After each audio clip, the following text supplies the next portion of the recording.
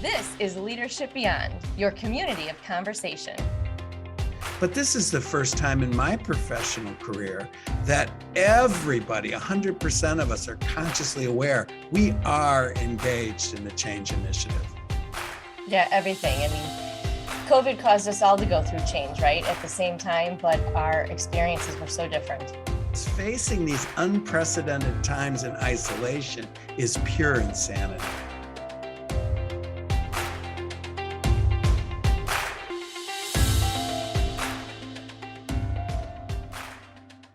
During COVID, I had more opportunity than usual to witness Dr. Arnold lead the school district through the most uncertain and challenging time for parents, teachers, and staff. I was one of those parents.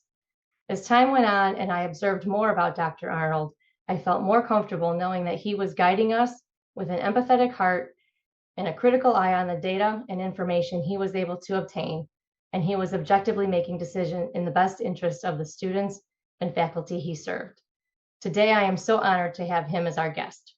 Adrienne, listening to you, I was reminded of the leadership ripple effect because I was working with you during those crazy times and my kids are grown. And so I wasn't dealing firsthand with the craziness of not knowing if your kids were going to be in school or not. And the calmness that you had, knowing that the leadership was communicating well, made a difference in our work together. And this was the first time I ever met Dr. Arnold. And I noticed that he has a certain presence to him that brings calm. And we learned that it was due to his philosophy of reminding himself that he loves what he does, even though he may not love this, whatever this is that's coming at him. And I think our listeners are going to learn a lot about not the concepts of good leadership, but how to live from that place of the higher why. Welcome, Dr. Tim Arnold. Good afternoon, Dr. Arnold. Thanks for joining us. Hi, Tom and Adrienne. And please, Tim is fine. Don't need the formality. Thanks, Tim. Yep. Tim, it's so nice. I am personally so excited to have you join us since my daughters have been attending school in your school district. I've been so impressed with your leadership, and I've been wanting to talk about kind of what drives you to be the kind of leader that you are, and we'll get into my opportunity to have seen you in action more than probably any superintendents have. The pandemic giving you guys so much of a platform out of necessity, right? Parents don't get to see superintendents in action really all that much. But the circumstances we were in changed that. So I'm excited to kind of unpack that. And again, was just so impressed with your leadership and the way that you specifically handled the pandemic. If we could just share a little bit about your background and what led you into your current superintendent role. Yeah. Well, yeah. Thanks for having me. And you know what? I don't like to correct people. I'm not good at that, but I do focus on words a lot. And Adrienne, you said something in the best of intention. You said your school district, meaning mine. And one thing I think it might lend to everything we talk about today is I never look at my job as mine. It's ours. It's our school district. Tom can say yours because he's not in. You're one of us. You're in the district. So I love that. So I think that perspective, those words just jump out at me. And we'll probably talk about that some more throughout. But my background, I think that the thing I always tell people, I wasn't the kid who wanted to be a teacher growing up, or I didn't play school or anything like that. But I did work with the special needs students in high school, and it really changed my focus. It's something I never saw coming. I honestly did it just to date my wife because she was in the same volunteer program, and it really was something that changed everything about how I look at the world. So I think that one student and working with him really got me to where I am here. I never thought I was going to be a superintendent. I never thought I would be a principal or an assistant principal or a dean of students. I just wanted to teach. So I'd like to think that I bring that teaching mentality to what I do, and not lose sight of that, although it's very different in a lot of ways being a teacher versus a principal or superintendent. Well, we get a leadership lesson right off the bat. A lot of it is about nurturing a we rather than elevating a me. So that is a good part of the story. And anecdotally, I want to say that I was working with Adrienne during the pandemic, and my kids are grown. And so I was thinking regularly how many issues the parents had to grapple with. And then adding to that is the uncertainty. We can deal with this, but are we talking a week? Are we talking a month? And we don't know. So what comes to mind to ask you is about communicating during uncertainty, meaning you're not holding back information. You just don't have it because something you did was reassuring to Adrienne. And I'm interested in what some of that internal processing is on how to communicate. Yeah, I think it just comes back, but down to straight talk and honesty.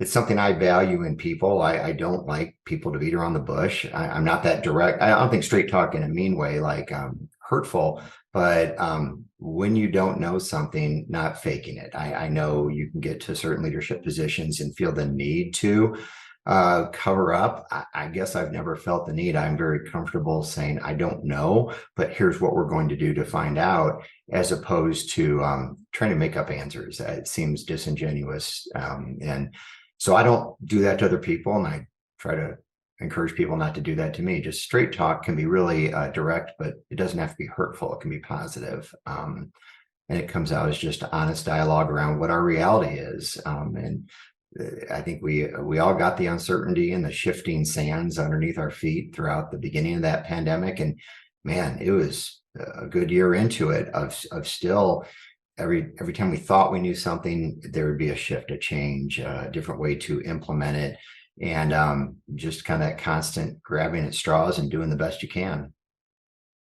And I think that was, if I reflect, being you in my kitchen as we were having dinner, watching, a Zoom meeting that you had with the district, and those, it's almost as though I change management hat always on, right? And especially during that time. And I could not have prompted you myself if I was a bud in your ear, saying, just say what you don't know. You'd say, I don't know. It was the genuineness of your message.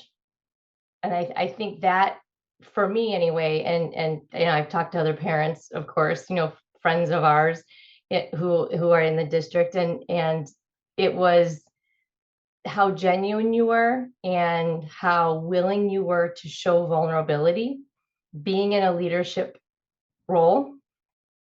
And all of us, you had a huge constituency and very diverse, right? There's a lot of diversity in our district. There's the faculty, the staff, there's parents, so we were all coming at this from different perspectives. You're the teachers. And what resonated with me so much was you kept coming back to, I'm listening. And in the end, the decision will be made on what's best for the students. Yeah. And that was I think early on, it was so difficult. Well, early on, it was a little bit easier. I think it seemed like there was no one knew what we were going to do. And everybody thought, it'd be 2 weeks and we'll be back in school. And, we kind of gave grace to each other and bridged the end of the school year. I think society kind of, in my perspective, that April, May kind of just glided like that. That summer, though, was interesting in how we were going to start school, and in school districts that were going to be in person and not in person. and seeing the impact that really had on, and hearing the impact that would have on families of, you're going to cause me to lose my job. If I can't send my child to school, I will lose my job. And on the other end of it, the people so terrified that if you dare think of sending my child to school, and literally, like, if they die kind of thing. Thankfully we avoided all that kind of stuff, but we didn't know how dangerous it would be to do one choice or the other, and neither seemed good. So I think that's where that was. I think, Adrienne, you're talking a lot about that first summer. Originally the summer of 20 was just a lot of doing our best to listen to all voices. And we always had that focus of what's best for kids. But, I remember it was that weird situation at some point where we were being told, this may not be so bad for students, but it is for adults. Well, so then maybe kids could come to school, but the people who work with the kids and protect them and teach them can't. And how do you blend that together and answer what's best for students? And not to mention, we had a potpourri of districts throughout the state trying different takes on how we were going to do remote learning. And so, yeah, interesting times. The teachers have to keep learning, but never at that pace. That was. I'll use the unprecedented word since you. Oh, you said it. All right. I'm interested in, so I have the value of empathy and listening and taking different perspectives. Those values came clear. But personally, what do you do to stay calm under that kind of pressure? Because I think the parents at a minimum need that much reassurance that you're taking it seriously, but you're not, because they're already panicked enough for all of it. Yeah, I don't want to come off as condescending. I think whenever someone's yelling at me, or they're not calm, the first teaching position I had, or when I was a teacher, I taught students with behavioral challenges. So getting yelled at, screamed at, calling names and all that kind of stuff happened to me all the time for my students. And I always had that perspective of, they're not mad at me. And this is what sounds condescending, like, oh, you're not mad at me, you're mad at something else. But really trying to go deep into, why is this human being reacting this way? Why are they so enraged? Why are they telling me that I'm this and this and this and this? And maybe sometimes it is something that I have done to create that. But more often than not, especially parents who I had never met screaming, and like I said, one way, don't you dare send my kid to school, or you better send my kid to school. Really trying to think about their perspective, and trying to, one thing I've learned to do is through coaching is listening with curiosity, like not defensive, not like, how dare you call me, how dare you talk to me, getting rid of all of those kind of thoughts, and really come to, like, what are they trying to communicate? Like, there's some message here, and that curiosity, if I stay in that zone in my head, I usually do a pretty good job. It's when I start feeling defensive, like, how dare you, usually fall on my face with responses. So the curiosity works for me. Yeah, that appreciative inquiry. Yeah, exactly. More sophisticated way to say it. We talk about that concept a lot. We've interviewed some authors who have studied that philosophy, that thinking, and we continue to learn a lot. It's a very hard practice, especially when you have someone very emotional, threatening you, like our fight and flight, tendencies kind of want to take over. And the other thing that we say a lot is power of the pause.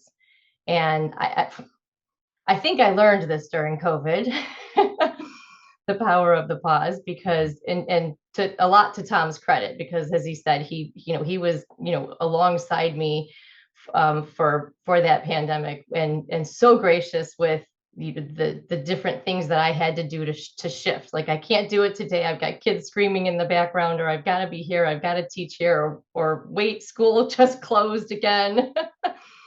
and Tom would just say, don't forget to breathe. Don't forget to breathe. and like, yeah, Isn't I there so much attached to breathing? forgot to breathe. We hear about all the time, and it sounds like, oh, that's yoga, that's meditation, all that, which it is. But just that one, what's the beginning of my breath? What's the end of my breath? And a few repetitions of that starts getting us to a whole different spot, at least in my experience. So yeah, right Yeah, well, on. they're related because it's hard to be curious when you don't have oxygen. Yeah, yeah. Yeah. So another factor that has already been talked about, but let's go a little deeper into it. By necessity, you're dealing with radically different perspectives on the same. And if I may quote my colleague, Adrienne, she said, we're all experiencing the same thing, only differently. So the same thing is school is closed and we don't know when it's going to open. Yeah. That's the same thing. But you have parents that are concerned. You have teachers that are also parents. You have babysitters, and I don't even need to list all the different energies in that pool, all expecting you to do something. So Mhm. talk a little bit about dealing with different perspectives with empathy, but also clarity. Well, I think, I guess my first thought was, Tom, going back to that leadership, I need to give some credit to my Board of Education throughout the pandemic in that it, I'm not passing the buck. It wasn't just my decision, but they were looking to me for recommendations. But I did not have a divided board. So although our stakeholders, there was a lot of division and a lot of commonality too. In the end, I think my job would have been much more difficult. And I had colleagues who certainly had split boards, and maybe 3 wanted one approach to it and 4 wanted the other approach. That's a nightmare from a leadership standpoint. So I did have some grace in that we worked through the challenges together with the board, and we always tended to come out in a very unified approach.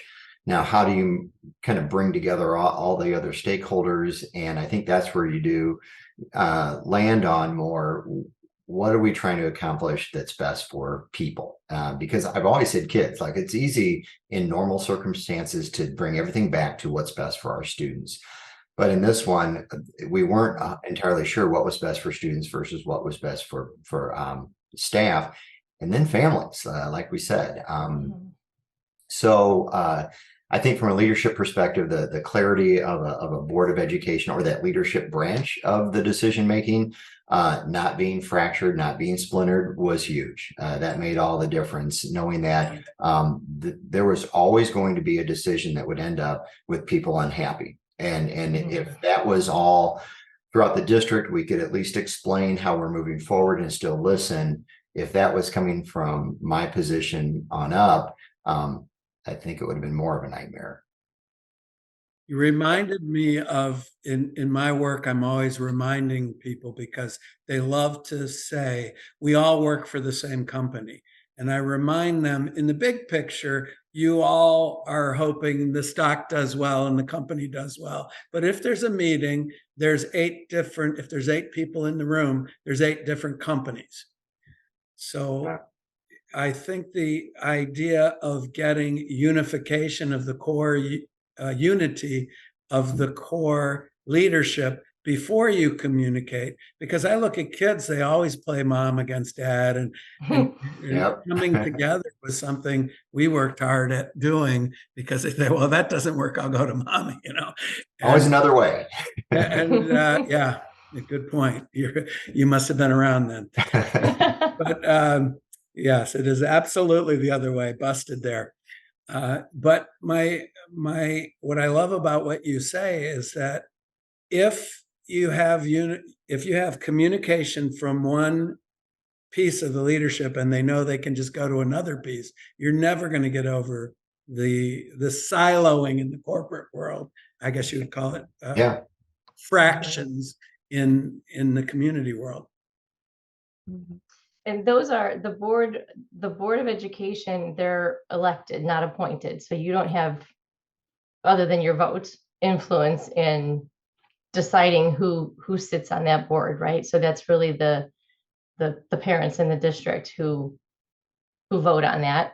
You're right. And we actually, now that you say that, I remember multiple times throughout the board meetings where board members would feel the need to just gently remind people, like, you elected us to be in this position to do this job. None of us expected it would be this mission critical. But there was a representative stakeholder group duly elected, really making that final yes, no vote on decisions. And it was really hard to, speaking as a parent, I didn't want to be in that seat. There was no point in that time where I said, oh, I wish I would have signed up for that, because I mean, of course I have an opinion. And of course, I had a thought on which way things should go, but to have to make that vote, tough, very tough. And I imagine there were a lot of conversations kind of behind the scenes, ahead of those meetings, understanding all of the information and the inputs and the opinions, and working through that conflict. There had to have been, just conflict. Definitely. And I think it was a great, I think that really gave us a chance to shine with some of the, I don't love the term chain of command. I don't think of a lot of things that way that I do that way, but that was something we had to rely on. And it was great to have board members or admin or even staff getting perspective from parents, really getting their own perspectives from each other. But I thought things coalesced well. And we used surveys and we did focus groups and things like that. We had some open forums with parents to get those voices. And I know board members listened very intently to what they were hearing. We had Zoom calls with, we had 150, 200 parents on a Zoom call, and trying to take everybody's input in.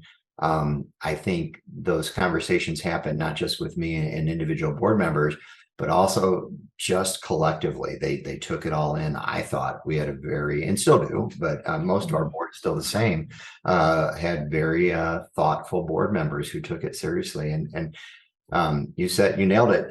None of them wanted to have that job under that circumstance. That was, can I give this back? No one signed up for that. So right. But they did it, and some continued even after that term was over, right? Yep. So there had to be something positive that came from that experience for them to have wanted to say, I'll do that again. Hopefully we don't do that again, but I'll do.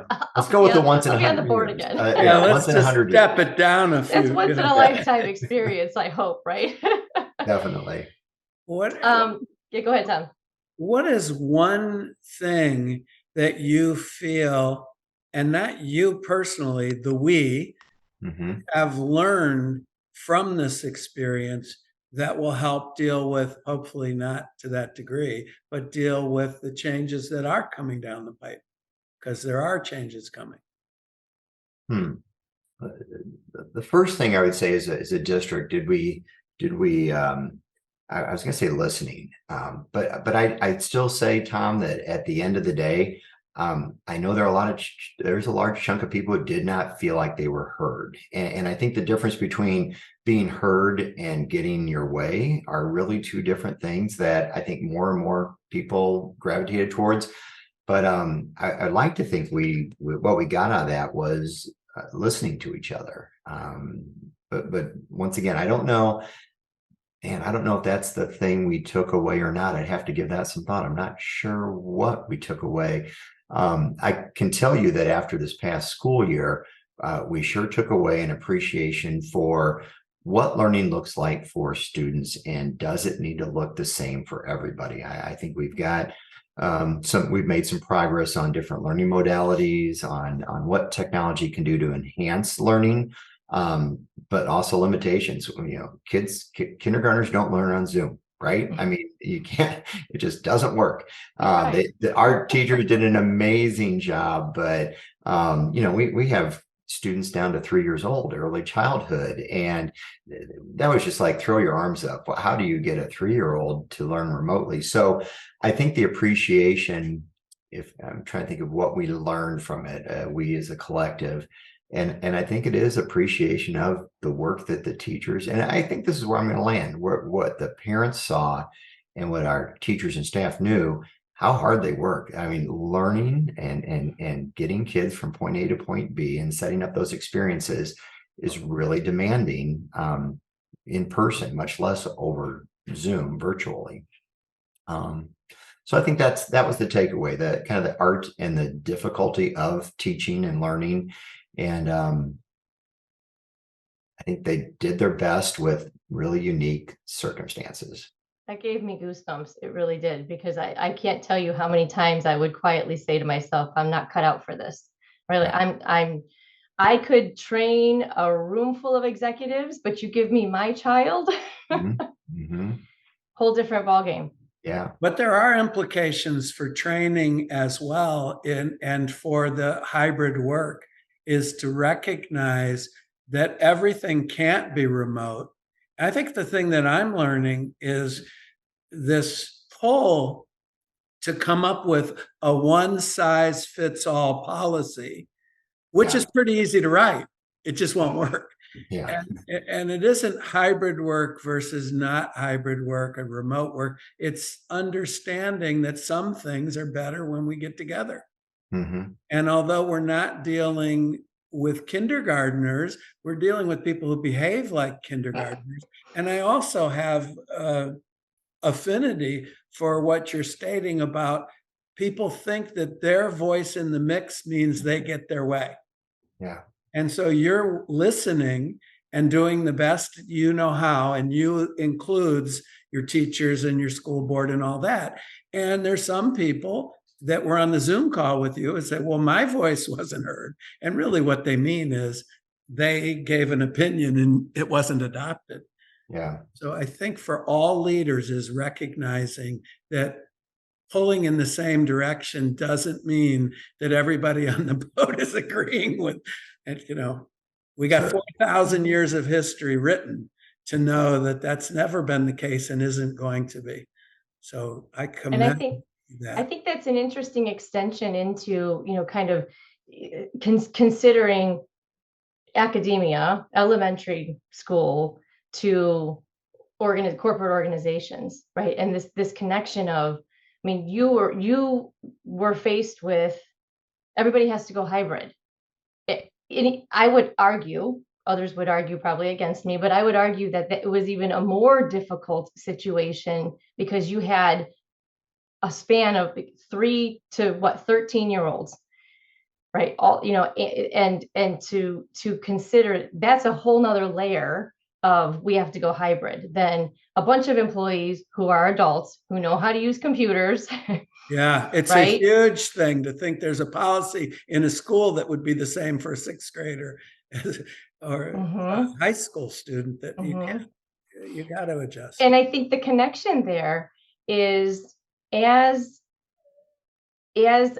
corporate leaders consider, what do we do now? Some people want to come back to the office. Some people don't want to come back to the office. We figured out a way to work, and we like this way. We maybe had an hour-and-a-half commute that we're happy to not go back to, right? We can get household things done. We can spend more time with our families, whatever the reason is. Or no, I do want to go back. Having that listening, that providing an opportunity to provide feedback. And I think there's the extension. That's the connection I was trying to make, was Tim, you provided, you, the district, there were a lot of opportunities to share feedback. And so, almost my counter to someone saying, I wasn't heard, my voice wasn't heard. Did you say something? Because I would venture to say that many people, they maybe were talking to their neighbors, but did they fill out the survey? Well, no, your voice isn't going to be heard. You can bark down the street all you want, but if you're not going to the meeting and you're not having a diplomatic conversation with somebody to share your points, you're not going to be heard, but you got that opportunity to be heard. Yeah. And our corporate leaders giving their employees that same opportunity to be heard as they're thinking about, what do we do with hybrid work policies? Yeah, it's something we talk about a lot when we do surveys in the district for years, just that I tell the admin team, it seems like we look for trends and you want to see consistency, and you get a lean of which way you could go with a question that doesn't have a clear answer. But sometimes you don't need a trend. Sometimes we mentioned, Adrienne, corporate leaders listening. It just takes one person to say the right thing to get you nudged off center to like, wow, I never thought of that. And so I try to communicate that to people, that it's not just, well, 70% said this and 30 said that, so we're going to do this. It's always looking for, well, what do we need? What makes us better as an organization, as a school district? And it isn't always in the percentages. Sometimes it's in those comments that really just takes one insightful person to the aha moment to bring it together. So you never know where that comes from. Yes, we overdo the statistical analysis to Okay. think that the most is the right, and that isn't always the case. That's a great point. And I Adrienne, think making a decision, well, I think also once you've made the decision, you stand by it. Like and we saw this too. I can remember something along the lines of you saying, we've taken all this in and we've considered this, and here's what we're going to do. This is our decision. And whatever comes after that, that's still the decision, right? Like I'll listen to you, and maybe when we come up to consider this again, we'll consider it again. But for now, this is the decision, because you have to kind of say, here's our way forward for now, until whatever the planned next time is that we can look at this again, right? But if you are always wavering as a leader, you never get anywhere.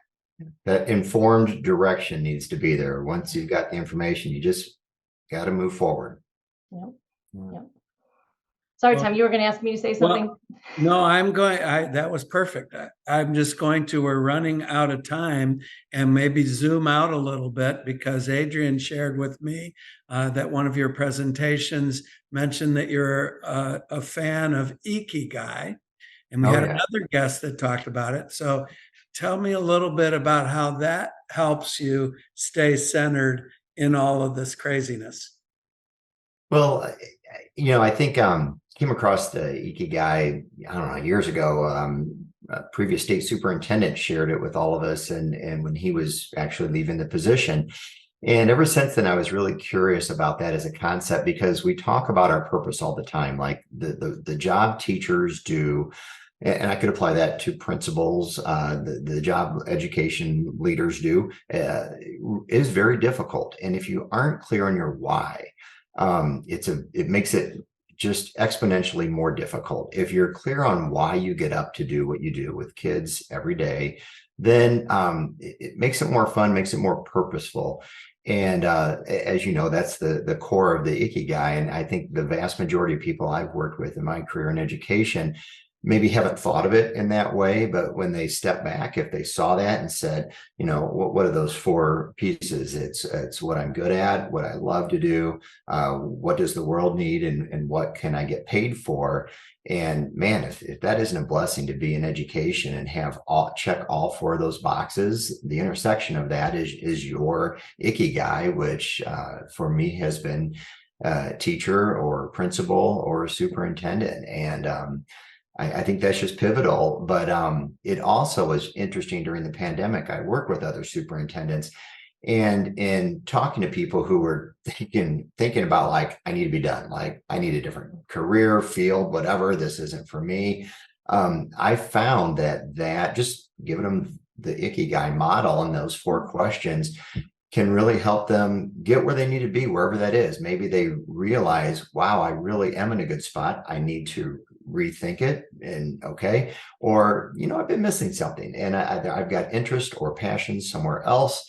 And maybe I do need to pursue. Maybe I'm not where I need to be my best self. So I found it very useful for that, but certainly not an expert. It's a tool I know just enough to be dangerous about.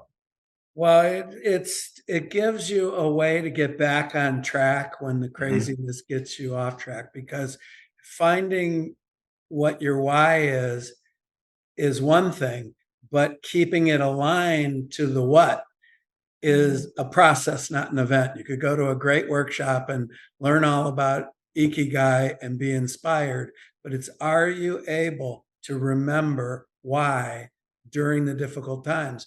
And in the way you've told this story in our 30 minutes together, it's clear that you don't forget that you're an educator and that it is about the kids and that you're blessed to be able to give this. But that doesn't mean every moment you're going to get the warm squishies as you have to tell people things they don't want to hear. And so I think that's very helpful because any corporate leader would experience the same thing. They're passionate about what they do, but we got to keep reminding and replugging into it. Yeah. Where we go Well, there drift are quickly. plenty of times during those couple of years where if I could have gone and done anything else in the world, I would have. And you needed to Definitely, remember who you were and why you do it. yeah, it's okay to go there and like, I don't want this. This is terrible. And then you step back and what did Adrienne say earlier? You breathe and you reflect and you get back to your purpose and your why. Yeah. And I believe that for leaders like you who were in the positions that they were in to lead during that, it was a very purposeful calling, right, for that time, because not every leader was able to be successful. So, the ones that were able to take people through it and come out the other side, maybe we're a little scarred. We got some scratches, but we came out the other side, right? And so much of that is a tribute to your leadership. It really is. Thank you Scars so are much part for of being joining human. us. I'll take the scars. That's okay. Yep, that's right. There's always stories with them, right? Yep. Thank you so much for joining us. Thank you. Thanks for having me. Thank you for listening to the Leadership Beyond podcast. We hope you benefited from this conversation as much as we have. We invite you to join our community of conversation. Subscribe to our podcast on iTunes, Spotify, or wherever you listen to podcasts. Don't forget to sign up at aleadershipbeyond.com for free materials and updates. That's aleadershipbeyond.com. Join us in 2 weeks for our next episode.